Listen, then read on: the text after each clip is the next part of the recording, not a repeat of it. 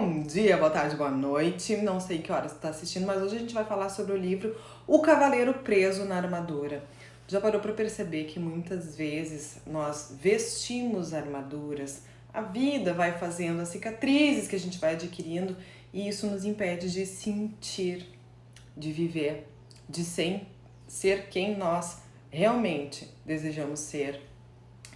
E a gente vai colocando prisões que a respeito de verdades que a gente vai criando, crenças, condicionamentos ao longo da vida. E esse livro, ele é muito legal. Por quê? Porque tá aqui, ó, O Cavaleiro Preso na Armadura, uma fábula para quem busca o caminho da verdade, da sua verdade, Hopter Fischer. Não sei se não vai estar virado. Hopter Fischer. Olha para te ver quantas páginas ele tem. 110 páginas, lembrando que, deixa eu ver aqui, ele começa na 9, então ele tem 101 páginas para te ler. É uma leitura rápida, é uma leitura de uma historinha, de um cavaleiro que estava preso na sua armadura. Eu vou comentar contigo sobre esse livro, vou te dar todos os spoilers possíveis e imagináveis. É claro que eu não consigo te fazer toda uma crítica, abrir todos os insights aqui, porque ele é muito particular. Mas eu vou te dizer ao final, assim, o que acontece, porque é tão importante uma historinha tão simples, tão sutil. Mas já te digo, esse é um livro atemporal, que tu vai poder ler ele tantas vezes quantas forem as que tu achar necessária, depender da fase que tu se encontra. Eu primeiro li ele num PDF que eu baixei na internet, depois eu comprei. Porque eu pretendo sim ir relendo, vendo as coisas que eu anoto e tudo mais. Mas vamos lá. Aqui, ó. E óbvio que 3 folhinhas, que eu fiz uma aula pra nós. Mas vamos lá aqui, sobre o cavaleiro preso na armadura. A gente quer fazer as coisas e muitas vezes deixa de fazer. A gente pede desculpas pelos outros por não ser quem nós gostaríamos de ser, né? Para ser quem o outro acha que nós deveríamos ser. Às vezes a gente deixa de lutar pelas coisas que a gente quer e muitas vezes deixa, inclusive, e mais importante, né? De viver. Aqui, quando eu falo sobre nós vivermos a nossa verdade, eu jamais vou dizer para tu cometer um sincericídio, né? Então, o que acontece aqui com o cavaleiro, tá? Vou contar a historinha dele. E vou fazendo alguns parênteses que eu achar pertinentes no meio, tá? Ok, eu tenho o cavaleiro preso na armadura. Ele estava sempre pronto para a batalha. Estava sempre com sua armadura linda, lustrosa. Quando ele passava com o cavalo dele, era tão brilhosa a armadura que as pessoas que estavam em volta chegavam a fazer assim, ó. Na cabeça dele, ele precisava sempre estar em batalhas, saindo para salvar alguma donzela, matar algum dragão, porque só assim os outros viriam que ele é uma pessoa generosa, que ele é uma pessoa bondosa, que ele é honrado. Então ele estava sempre nessa busca, ele sempre buscava batalhas, salvava donzelas, aquela coisa toda. E ele era casado e tinha um filho. Ele era casado com a Juliet e tinha um filho chamado Christopher. E aí o que acontecia? Quando ele estava em casa, depois de um certo tempo, ele começou a nem mais tirar a armadura dele. O filho tinha como lembrança um retrato dele. O filho em si não sabia quem ele era nos dias de hoje, né? E aí, quando ele estava em casa, ele estava polindo a armadura, vendo as partes e tal, cuidando do seu cavalo, que também tinha que estar muito bonito, ou se mudando para um castelo maior e mais bonito, porque achava que era isso que a Juliette e o Christopher, filho dele, queriam. Então, no final das contas, quando Juliette começava a conversar com ele, alguma coisa que estava entediando ele, que não dizia respeito a essas batalhas que ele travava para ser o guerreiro, né? O cavaleiro honrado do rei, ele simplesmente fechava a viseira, deixava ela falando sozinho. Então ela às vezes tinha como escape, né? Cuidar do filho, que nem sabia como o pai era, né? E beber um vinho, alguma coisa assim. Ela não conseguia dormir direito, porque ele deitava na cama e ficava se virando e aquela armadura ficava rangendo. O filho não conseguia abraçar ele, porque tinha uma armadura entre eles. E aí até que um dia ela disse assim, pra mim, chega, ou é essa a sua armadura, ou eu, tua esposa e nosso filho, vamos embora. Porque eu não tenho esposo, eu não tenho, o Christopher não tem um pai. E aí ele se deu conta que, não, tudo bem, a minha família. Então ele começou, depois de muito tempo, a tentar tirar a armadura. Ele não conseguia. Ela estava trancada nele. Ele não conseguia tirar o braço, ele não conseguia tirar sequer a viseira do capacete dele, né? Então ele já estava que não conseguia mais nem se alimentar por conta disso. Porque não passava. E aí ele vai no ferreiro pedir ajuda. O ferreiro era um homem forte. E nisso que ele vai pedir ajuda pro ferreiro, ele sem querer pisa no pé do ferreiro, machucando. Que o ferreiro revida instintivamente batendo nesse pé dele. Ele não sente nada. Ele só pede desculpas pro ferreiro pela dor que ele possa vir a ter causado. Mas ele não tá sentindo nada, ele tá completamente anestesiado. Ele tinha o costume de machucar os outros, mas seja machucando o ferreiro, seja machucando a esposa, seja machucando o dragão, mas vinha só com pedido de desculpas depois. Mas nada mudava. Porque o ferreiro se atravessou, porque o dragão estava errado. Eu peço desculpas, mas não sou responsável pelo meu ato. Então, ele, com esse ultimato da mulher dele, ele vai em busca de alguém que pudesse ajudar. Mas ele não acha ninguém, até que ele vai num bobo da corte do reino. E o bobo da corte, depois de muitas brincadeiras que ele tava, tipo, como assim? Tu tá brincando comigo, tu não tá percebendo que a minha dor é muito séria? Ele diz assim, quem sabe o Merlin, o mago Merlin, vai poder te ajudar. Sim, mas onde eu encontro ele? Ele está em qualquer lugar na floresta, ele vai aparecer se você precisar de ajuda. E ele pega e parte com o cavalo dele. Ele anda, e nada de aparecer o Merlin, nada de aparecer o Merlin. Aí ele continua, vai, tal. Até que daqui a pouco ele não tinha mais força, ele cai desfalecido. Nisso, o Merlin aparece e chama um esquilo e uma pomba para ajudar eles. Como? Porque eles eram pequenininhos, eles podiam amassar frutas, amassar vegetais para fazer com que caísse por dentro da viseira dele e ele pudesse se reestabelecer, porque ele não tinha mais forças. Aí ele pede ajuda pro Merlin e Merlin diz que agora ele estava na hora certa para isso, para esse caminho da verdade que ele vai ter que escolher entre um atalho, digamos assim, e o caminho da verdade. Seria o que ele chamou ali no livro de a trilha da desonestidade, da ganância, do ódio, do ciúme, do medo e da ignorância. E aí o que acontece? Ele disse, mas como assim eu não posso fugir nem nada? Não, é que agora tu tá no tempo certo de escolher entre o caminho da desonestidade e o caminho da verdade, porque tu não tem como fazer duas coisas ao mesmo tempo. Fugir e aprender. Agora tu não tem mais forças para fugir. Então, só resta aprender, porque senão vai morrer. E vai morrer sozinho. E aí, o que acontece com a gente? Normalmente a gente acaba buscando o caminho que é mais simples e mais fácil de ser percorrido.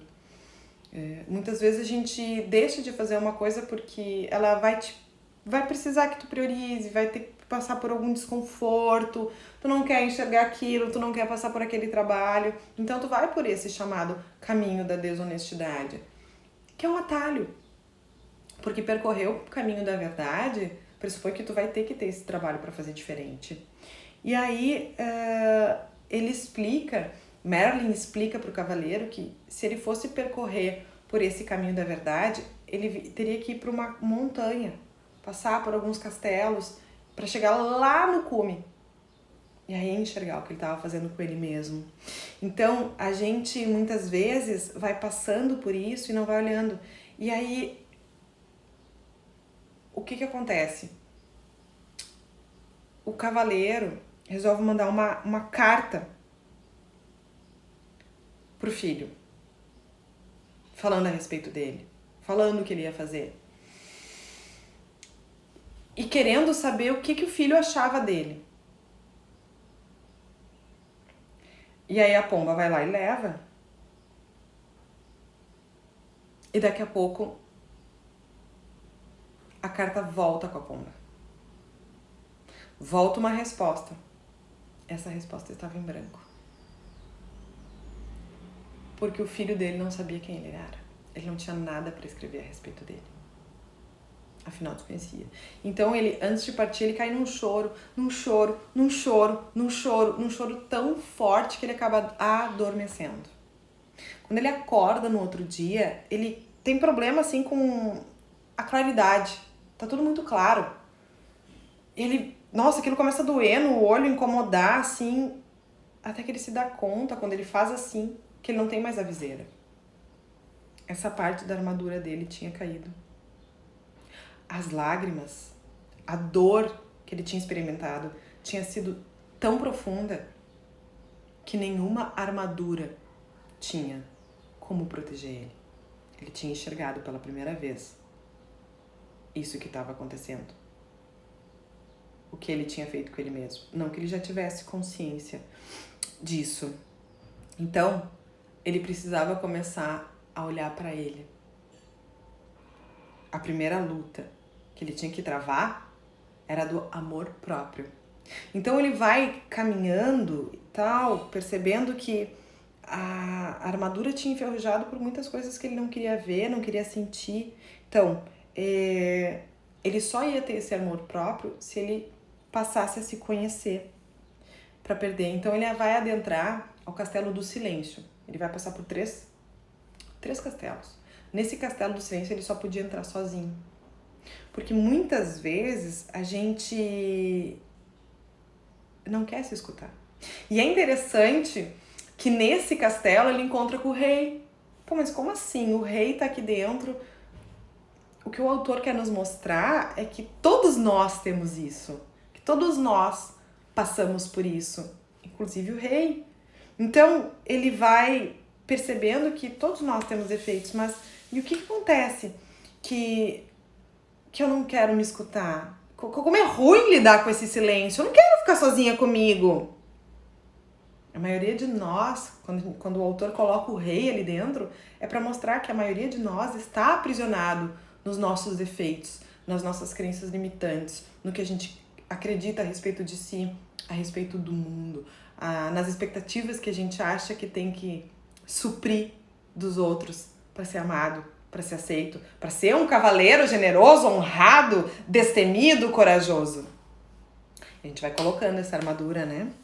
Então, nessas passagens a gente vai percebendo que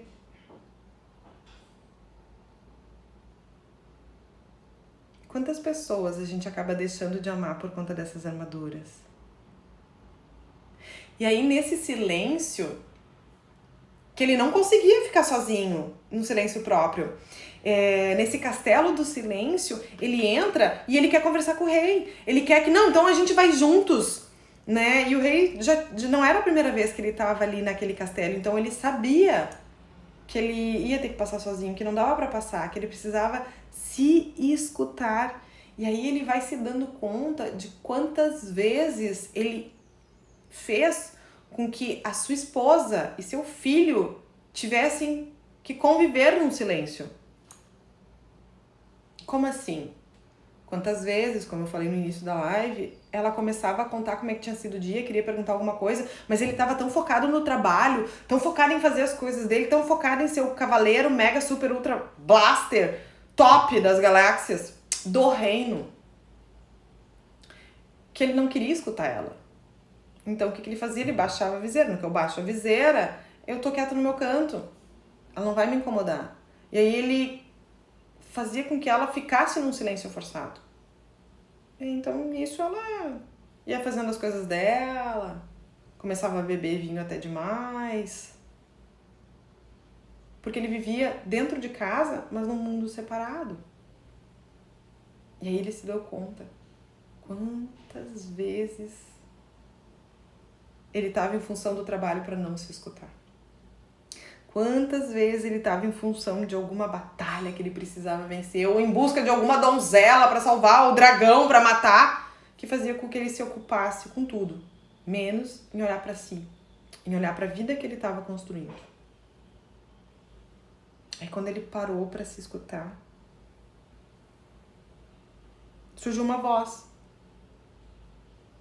que ele deu o nome de Sam. Sam era a voz interior dele que ele nunca tinha escutado. Era o eu interior, o eu superior dele, que ele pela primeira vez estava escutando. E aí quando se dá conta disso tudo, ele percebe que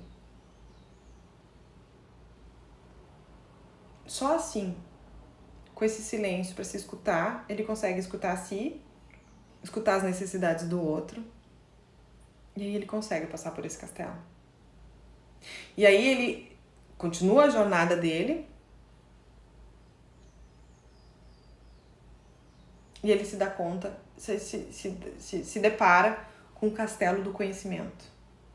E nesse castelo do conhecimento ele pode entrar acompanhado. Ele entra acompanhado do Esquilo e da Rebeca, que é a pomba. Porque o conhecimento é para todos. E ao desenrolar essa história, a gente quer ser gentil, a gente quer ser amoroso, a gente quer ser bondoso. Mas ao mesmo tempo, ele tinha muitas vezes se preocupado em trabalhar mais, em ter mais castelos, porque dele salvava, e aí ganhava dinheiro, e aí ele dava mais para sua esposa e para seu filho. E aqui a gente começa a refletir, Merlin faz ele refletir sobre as coisas que tu tem. Era por necessidade ou era por amor? Aí o cavaleiro começou a perceber que a grande maioria era por necessidade, que ele mais tinha tido necessidade pela esposa do que necessariamente amor. Porque ela era uma donzela que ele havia salvado. Ele também precisava dela para colocar ordem no castelo enquanto ele não estava. E o filho? Era necessidade ou era amor? O filho também era necessidade. Como assim um cavaleiro como ele não teria um filho varão, um filho homem? Então, ele tinha esse filho homem porque um cavaleiro deveria ter um filho homem. Não era necessariamente por amor. Era por necessidade. E aí ele vai se dando conta de o como ele queria aparecer perante os outros. Quanto ele vai adquirindo bens materiais, porque um cavaleiro tem que ter um castelo bonito e cada vez melhor, para dar conforto para sua família. Um cavalo lindo, uma armadura lustrosa e brilhante. Quantas vezes a gente vai se pegando nessas necessidades, mais materiais do que imateriais, e se distanciando desse amor. Amor próprio, amor pelos outros. A gente nem vai se dando conta do que vai fazendo com a gente mesmo. E aí, nossa, ele cai em prantos. Ele chora tanto nesse castelo que parece que ele vai sufocar. Parece que as salas vão diminuindo e ele vai chorar tanto que vai ser tomado pela água das suas lágrimas e ele vai morrer. Mas ele chora porque ele está entrando em contato com seus sentimentos, coisa que ele nunca tinha feito. E quantas vezes a gente coloca uma armadura para não sentir dor? Porque, venhamos e convenhamos, quem de nós gosta de sentir dor? Eu não gosto. Mas a gente não se dá conta que o caminho para parar de sentir dor é justamente pela dor. Porque se eu fujo da dor, eu vou para alguma camada de proteção. A armadura. Que pode ser, às vezes, armadura, que pode ser excesso de trabalho, que pode ser excesso de comida, pode ser excesso de bebida, excesso de sexo, excesso de compras. Quantas vezes a gente não faz isso? Tô triste, vou comer, tô feliz, vou comer. Ah, não vou pensar nisso, vou me ocupar. E aqui eu não tô falando de ficar se consumindo, não tô falando da gente ficar se fazendo mal. É de olhar com amor pra si. É de se acolher. Mas também não tô falando de ficar justificando os erros. Se colocando no papel de ser uma mera consequência, quando nós somos causas. E ao mesmo tempo que doa trabalhar essa autorresponsabilidade, que é a maturidade, que é ser adultos, porque no final das contas, todas as vezes que acontece alguma coisa com a gente que a gente acha ruim, pode ter certeza. Não é teu adulto que tá reclamando, é a tua criança. Aquela criança que tu vai ter que acolher. Não é assim, quando que essa criança vai crescer e eu não vou nunca mais falar com ela? Ela sempre vai estar aí contigo. Só que agora tu tem os recursos. Busca em ti e não nos outros. E aí ele passa por esse castelo, esse segundo castelo, depois do castelo do silêncio, castelo do conhecimento, ele vem pro castelo da ousadia e da vontade. E nesse castelo é interessante porque tem um dragão enorme, com chamas azuis. E ele tá lá sem a espada dele, quase sem partes da armadura que já foram caindo ao longo do caminho. Como assim? E aí aquele dragão cospe fogo em cima dele, fogo nessas chamas azuis, e ele sente queimar. Ele sente o traseiro dele pegando fogo. Ele não pode tá louco. Mas esse dragão simboliza o medo dele. Medo, que se a gente parar pra pensar, é uma coisa abstrata. Ele não é que nem esse livro aqui que eu posso pegar, folhear, anotar. Medo, em um certo nível, é algo muito bom. Porque se eu não tiver medo, eu posso atravessar a rua sem olhar para os lados e ser atropelado. Se eu não tiver um pouco de receio, talvez eu peque, porque se eu tivesse cuidado um pouquinho, pensado o que poderia acontecer, eu teria evitado. Agora é diferente de quando o medo te paralisa. E aí esses medos que a gente cria na nossa cabeça, eles fazem sim, é o psicossomático, quando a gente vê, a gente tá criando essa verdade, tá criando essa realidade por meio desse medo. Porque uma pessoa que tem medo, ela vai agir como? Ela vai se identificar com esse sentimento, com essa emoção, e vai agir como uma pessoa que sente medo. E se eu ajo como uma pessoa que sente medo, aquele medo que mais me paralisa, né? Não aquele medo saudável, porque um certo nível é bom, eu vou ter resultados de quem? De uma pessoa que tem medo. Então a gente vai criando essa realidade sim. E eu não tô aqui falando da lei da atração, aquela coisa toda, salto quântico. Tô falando nada disso, eu tô falando da mais pura realidade. Então a gente tem que estar vigilante com isso. E aí o que acontece aqui? Ele começa a se dar conta, primeiro morre, se borra nas calças que não tem uma espada pra se defender.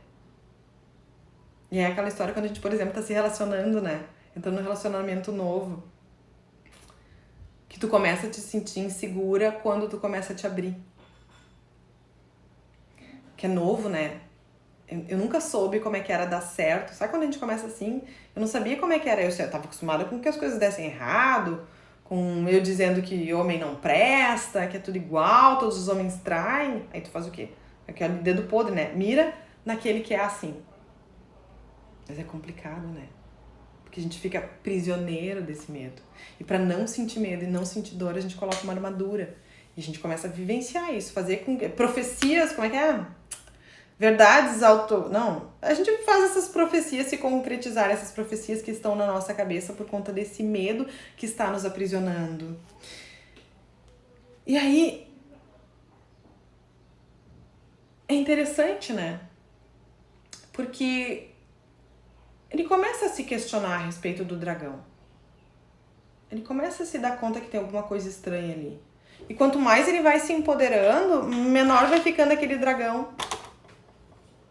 Aí daqui a pouco ele surge de novo, um pouquinho mais forte, ele diz não. E ele começa a enfrentar o dragão. Sem espada, quase sem armadura. E aquele dragão vai virando um ratinho pequenininho assim, até que ele... Puf! Mas ele avisa o dragão que ele vai voltar quando ele menos esperar, quando ele baixar a guarda. Pra avisar pra gente que é normal, que o medo vai e volta, que a gente tem que estar vigilante. E ao final, quando ele passa esses 3 castelos que estão nesse caminho da verdade, nessa montanha super íngreme, ele chega no chamado vértice da verdade. E esse vértice nada mais é do que uma rocha que tá atrapalhando ele. Que ele não consegue passar, mas que ele precisa. E ele não sabe como fazer. Na realidade, ele teria que soltar. E aquilo que a gente fala, né? Pra eu poder viver o desconhecido, muitas vezes eu tenho que largar o conhecido. E se ele não largasse esse conhecido, ele ia morrer. Ele se dá conta que ele vai ter que se jogar no abismo para conseguir passar. E ele confia. Não sabe como, mas ele confia aqui dentro. E ele se joga. E ele começa a cair para cima. Se libertando desse peso da armadura que ele carregava. E todas nós, pessoinhas aqui, seres humaninhos, quando vemos, a gente tem dificuldade em trabalhar o amor próprio, em trabalhar o autoconhecimento. A gente fica querendo ser uma boa pessoa, querendo ser um excelente profissional, querendo ser uma mega mãe perfeita, uma companheira perfeita, uma profissional extraordinária. Mas a gente não tem consciência das nossas qualidades nem dos nossos defeitos. Então, para que eu possa possuir o universo, eu preciso conhecer o desconhecido. Senão, não tem. E quantas vezes a gente fica se agarrando a verdades? E elas podem ser as mais... É que a gente não se dá conta. Eu já sou treinada, né? A gente não se dá conta para perceber as crenças que a gente tem. Mas são as afirmações que tu faz a respeito das coisas. Pra ti mesma. E muitas vezes elas não têm lógica, tá? Porque são aprendizados que tu traz lá da tua infância. Mas para e pensa alguns questionamentos que eu fui levantando a respeito desse livro e anotei aqui para passar para ti. Quantas vezes a gente não tentou salvar quem não queria ser resgatado? No livro, pô, a donzela tava lá, mas ela não queria ser resgatada, mas ele achava que ela tinha que ser resgatada. Era a verdade dele, a respeito dele, porque se ele resgatasse ela, ele estava sendo então ele estava tendo uma necessidade. Não era amor pro próximo. E é uma forma dele se sentir útil. Então ele controlava o que ele fazia mesmo que o outro não quisesse. Ou quantas armaduras a gente não fica vestindo o tempo inteiro, porque se eu visto a armadura eu já tô pronta pra guerra. Eu já tô no modo defesa. Não vai machucar, não vai doer. E essa mesma armadura que tu veste pra não doer é que faz tu não sentir, não olhar pra si, não olhar pro outro, não viver. E é muito fácil a gente perceber que a gente não vai vivendo. Quando tu começa a perceber teu diálogo interno, tu começa a se dar conta de tudo isso. Pra se libertar. E como faz diferente nisso? Enfrentando isso. Enxergando isso. O autoconhecimento, ele não é gostosinho. Se tu tá te trabalhando e tá tendo as mesmas atitudes, tu tá só buscando materiais que confirmem as tuas crenças a respeito de si, do mundo e dos outros. É cômodo, né? Eu fico lendo coisas... Livro bom é aquele livro que machuca aqui dentro, que tu pensa, eu vou parar de ler. Porque tá te dizendo algumas verdades. Afinal das contas, é isso. Vai na terapia, eu falo com as minhas clientes, minhas alunas, minhas mentoradas e alunas, né? Eu sempre aviso no início, assim, terão dias que tu vai pensar assim, quem ela pensa que é? Terão dias que tu vai querer remarcar a sessão comigo. Vem. Porque é aí que a gente vai poder caminhar juntas. Tu não tá sozinha. Eu tô contigo. Mas tu não me contratou pra passar a mão na tua cabeça. A pessoa dá risada. Ou quando alguma mentorada me diz, quando vai me contratar, assim, ó, tu vai ter muito trabalho comigo. Eu não vou ter trabalho com ninguém. Talvez seja tu que vai ter trabalho comigo. Porque é o outro que tem que fazer, se ele que quer a mudança. Eu sempre digo, se eu pudesse assegurar, tu vai me ajudar? Não, eu não vou te ajudar. Eu vou só ser um instrumento. Quem vai ter que se ajudar e colocar a mão na massa vai ser tu. Mas quando doer, eu vou estar aqui. Tipo o mago Merlin, que ajudava o cavaleiro. O mago deixava bem claro pro cavaleiro: quando tu precisar de ajuda, me chama. Eu vou aparecer de onde eu estiver. E pior que é uma coisa que eu faço com os meus clientes mesmo. Se vocês olharem os depoimentos, eu sempre estou disponível. Elas vão me chamar e eu digo: vocês podem me chamar em final de semana, podem me mandar mensagem. Por quê? Porque eu vou estar disponível. Só cuidado, se me mandar mensagem muito tarde, o meu celular vai estar no silencioso. Quando eu acordar outro dia de manhã, e se eu acordar cedo, tipo 5 da manhã, que é o meu normal, eu vou te responder nessa hora. Então põe o teu celular no silencioso. E aí a gente não vai se dando, seguindo aqui. Quando a gente se livra da armadura, a gente também passa a sentir a dor dos outros. E aí quando eu passo a sentir a dor dos outros também, eu não vou querer que o outro sinta dor por minha causa.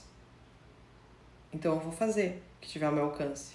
E junto com isso, o que vai acontecer? Eu não vou precisar mais pedir desculpas por não estar sendo como eu acho que eu deveria ser.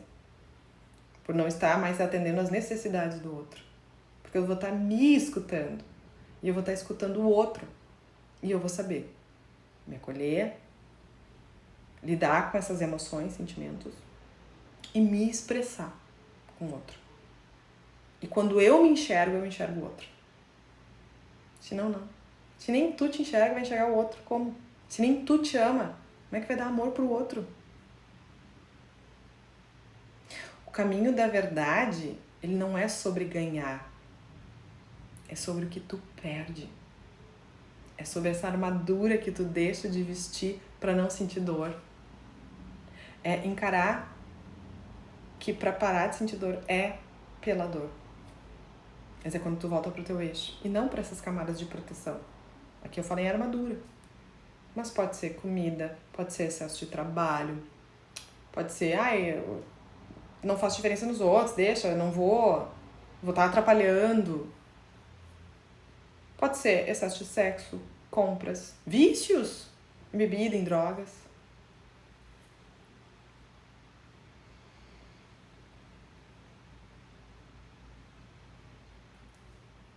Agora eu quero saber se tu já te perguntou isso que eu vou falar agora.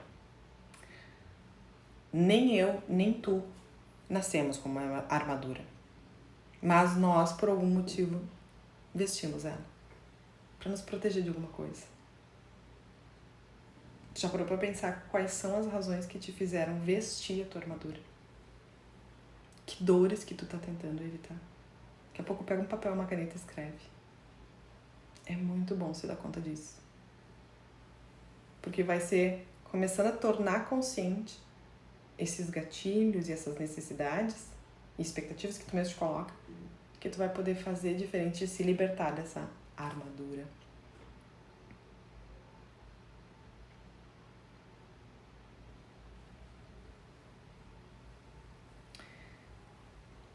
E no final do livro, ele deixa claro assim: quase morri pelas lágrimas que eu deixei de chorar. Se a gente pensar no mundo real, quantas doenças a gente se provoca por conta disso? Pressão alta, gastrite, câncer. Quantas doenças a gente se provoca por conta disso? E aqui eu não tô falando pra tu ser uma pessoa fraca, mas pra acolher a sua vulnerabilidade. Porque é só assim que um ser humaninho se conecta com um outro ser humaninho. Eu amo isso. Fica aqui essa minha dica desse livro maravilhoso, que já li com certeza bonitinho, assim, 2 vezes. Mas agora foi a terceira pra fazer a live pra vocês. Já tive outros insights. Porque ele é atemporal. Tantas quantas vezes tu lê, tu vai ter insights diferentes. Por isso que eu sempre digo que se eu tivesse que escolher um livro, se eu só pudesse levar um livro pra uma ilha deserta, seria esse. Porque eu teria insights diferentes. As histórias, elas têm um grande poder. Quando eu escuto uma história, eu baixo meu fator crítico, julgamentos e tal, eu mergulho nela. E aquilo vai direto na minha mente subconsciente. Então, por isso, a gente vai lendo esse livro e vão surgindo os insights, as fichas do que a gente faz com a gente mesmo na nossa vida vão caindo. Tão simples, mas tão poderoso. Se tu tiver a oportunidade, leia. E depois quiser dividir comigo as tuas experiências, volta aqui. Me chama no direct ou vai no link da minha bio, aqui do Instagram, e clica. Tu vai conseguir falar comigo direto no WhatsApp. Eu vou amar trocar essas experiências contigo. Segunda-feira é o dia que eu tô fazendo essa live, então eu desejo pra ti uma ótima semana. Ou um ótimo dia, noite, tarde, ou restinho de semana, ou final de semana. Não sei quando é que tu tá assistindo. Mas conta comigo. Porque eu tô contigo nessa jornada pra gente se desprender dessa armadura, tá bem? Um beijo enorme.